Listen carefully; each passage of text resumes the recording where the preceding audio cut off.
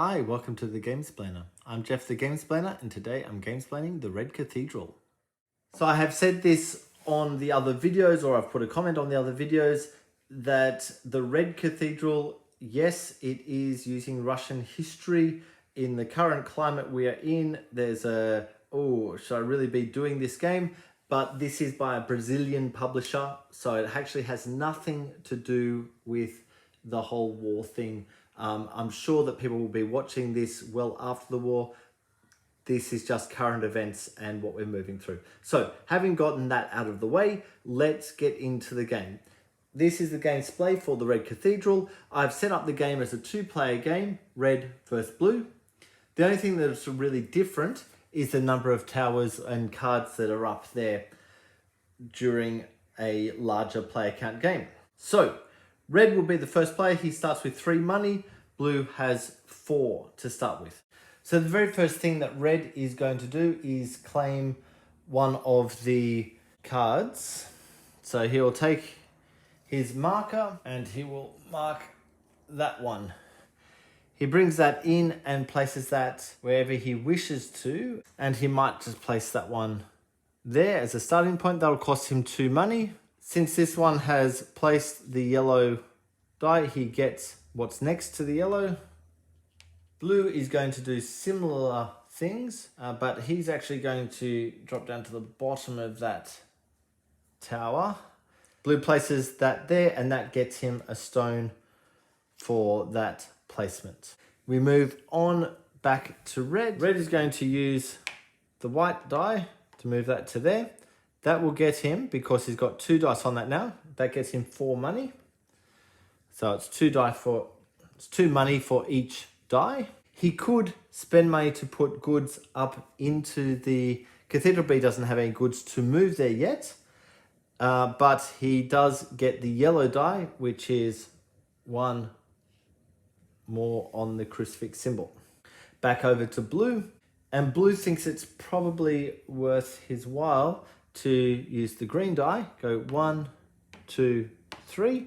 That gets him 6 money because there's 3 dice there. And he gets to spend 1 money to deliver 1 rock or 1 good, which happens to be a rock, to an area. Notice this is looking for 2 rocks, so that is a good spot for him to go. And he should have re-rolled these already, but when you place them, don't forget to roll the dice. It doesn't matter which order they go back down in, by the way, but please remember to roll them. I do forget that on occasion, I do apologize. Back over to red. Red is going to do the same action again. He'll use the green one. 1, 2, 3, 4, 5, which gets him one of the green gems. It allows him to do this action, which is trade in 2 goods for 1 other good, or trade in 4 goods for 2 other goods. And the goods that he would be trading in must be equal. And re-roll the die once that's been moved. Blue's turn. Blue is actually going to use that die and go 1, 2 to get him a gold. And that also gets him a single point. Back to red. And he's going to use the white die, go 1, 2, 3, 4. He doesn't want that, however, so he's going to spend 2 rubles or 2 monies to push that forward 2 more spots, which gains him 4 wood. So 2 dice, 2 wood for each of the die. That also gains him 1 more crucifix point, and he re-rolls those 2 dice and put them back in. Back to blue.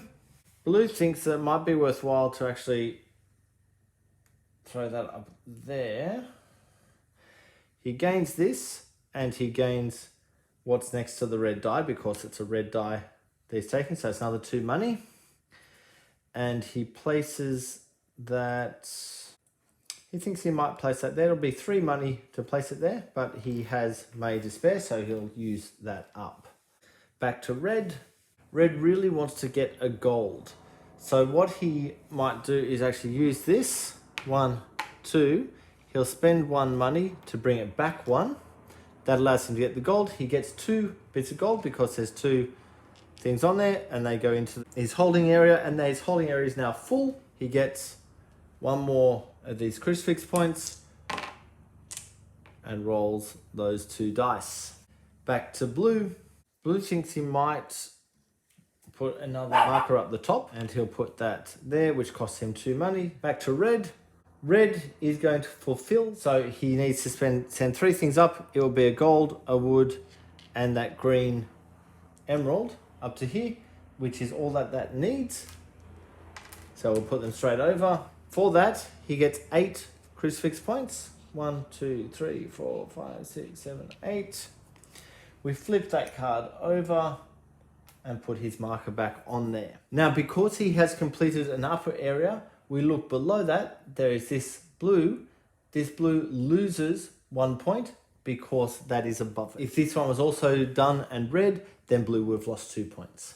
It's now blue's turn, and he thinks he might move this one forward 1, which gets him 4 money because there's 2 dice there. So 1, 2, 3, 4 money coming in.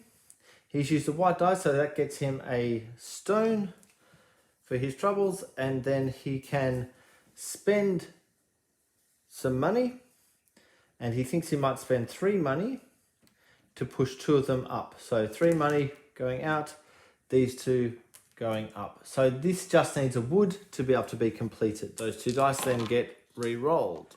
Back to red. Red thinks it's probably worthwhile doing that.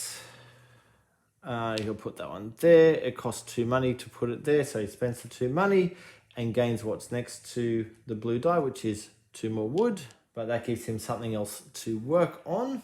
Back to blue, and he thinks he'll use this one, 1, 2, 3, to get that gem. What he might do up there is spend 2 money to get 1 wood, and then that is rolled. We move back to red's turn. He'll move that to there, which gains him a green gem, and he re-rolls that, and he does, and he will trade 2 wood for 1 blue gem. In fact, he will trade 4 wood for 1 blue and 1 green. Okay, moving on, back to blue, and he thinks he'll use green. 1, 2, 3, 4, 5, 6. That gets him 2 of the green gems. Reroll them. No, he doesn't think he'll do the card because the only thing he's got 2 of are the green gems, and he's just worked really hard to get them. So we move back to red. Red is going to use his gold to place this up on top of that tower. He is also going to use 1 of each gem to gain 3 points. 1, 2, 3. Back to blue. We'll go 1, 2 to pick up the gold. And that gains him 1 more of those points. And reroll that die. Okay, back to red. And he'll go 1, 2, 3, 4 to there, which gains him 2 gold. And a point on the small points. Blue's turn. Blue is going to deliver, so he delivers 1 wood to there. He delivers 1 green to there, and he delivers 1 gold to there. Now this is complete, so we take all the stuff off the top of that one. Blue gains all of the things, so 4 money and 8 crucifix points. 1, 2, 3, 4, 5, 6, 7, 8. That then flips over, and blue puts his marker back on it. It's red's turn. Red will go 1, 2, 3, 4, 5 to pick up 2 bricks. That allows him to do this action if he wishes. He doesn't have any money at the moment, but what he can do is spend the wood to gain 1 money. So he now has a money to be able to do something with. Back to blue. Blue thinks there's value in going there, which allows him to get 1 money and place that wherever he wishes.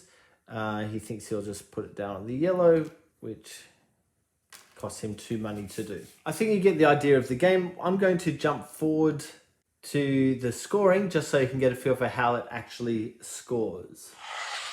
So blue has just managed to turn over his last card, which means that red has one more turn, and red needs to basically turn over as much stuff as he possibly can. I don't know if he's got enough elements to do it, so let's see. So he'll move those two up to finish that one off, and no, he doesn't quite have enough stuff to enable that, so he'll put that up here anyway. This one flicks over, he gets 2 money and 6 crucifix. This is 2 money and 6. 1, 2, 3, 4. Okay, and that is game. In fact, he might keep that down, just move the 2 things up. Okay, we go to final scoring. The first thing is, because this person closed it off, he gets 1, 2, 3 extra points. That goes on the thing, that goes on the thing. We're now just dealing with the actual points on them.